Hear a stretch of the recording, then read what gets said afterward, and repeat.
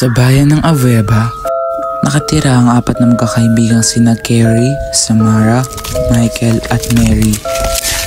Uy, sumunod kayo! Ayaw na ayaw nila ang mathematics, lalong-lalo na ang spirit of math. Hindi sila naniniwala dito sapagkat ito ay paniniwala lamang ng mga matatanda. Sige, pagod na rin ako. Meron pala tayong assignment sa math. Ano ba yan? Pinaalala mo pa? Hayaan nyo na nga yun. Diba? Huwag naman kayo ganyan. Alam nyo ba yung math importante yun sa buhay natin? Paano mo nasabi? Universal language yun eh. Bakit ang mathematics lang makakapagano sa buhay? Oo. Architecture. Tara na, gawin na natin yung assignment sa math. Maiba dito si Mary dahil kinahiligan niya ang siplayan. Gawin yun. Grabe na. Sige na nga. Ano pa yun? Ang nasabing spirito ay ang spirito na matandang pinislang dahil akala ng mga tao ay baliw siya sapagkat wala siyang ibang ginawa kundi magturo ng kahalagan ng sipnayan sa mga bata. Labis ko rin pinagtataka kung bakit magkahawig sina Mary at ang matandang babae. Para bang may misteryong bumabalot sa kanya. Uy, nag-chat si sir. May groupings na naman. Ano ba yan? Yung pagod na ako mag-review. Hoy, wag nga kayo ganyan. Alam mo ba may espiritu ng math, tapos target niya yung mga ayaw sa math? Wala kayo. Sige.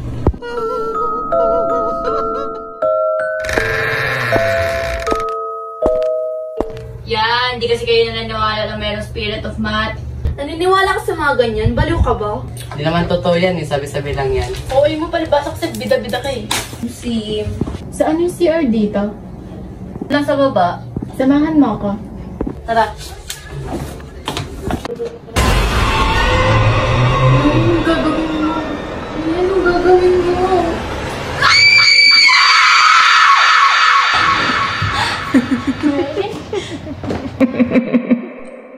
Asan na ba sila, te? Hindi ko rin alam, tignan mo nga.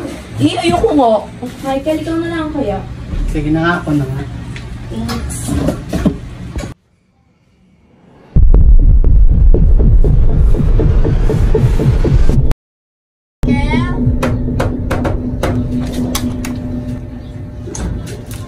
O, napadalaw kayo. May pag-uusapan lang tayo. Tungkol sa pagkamatay ni Samara.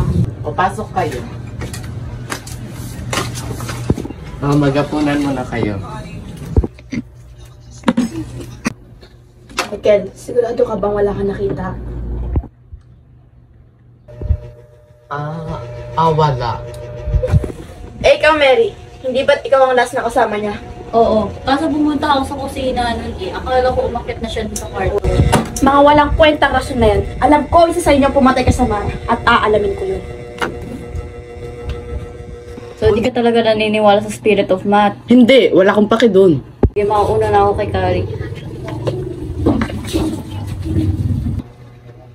Tutulungan muna ako.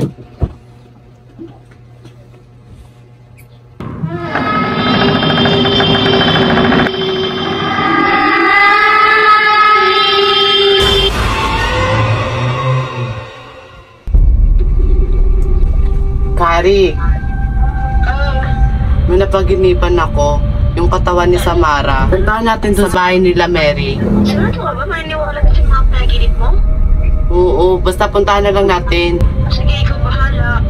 Magkita lang tayo sa tapat ng bahay ni Mary. Pero kung may nangyari sa atin, iiwanan kita. Hindi ko.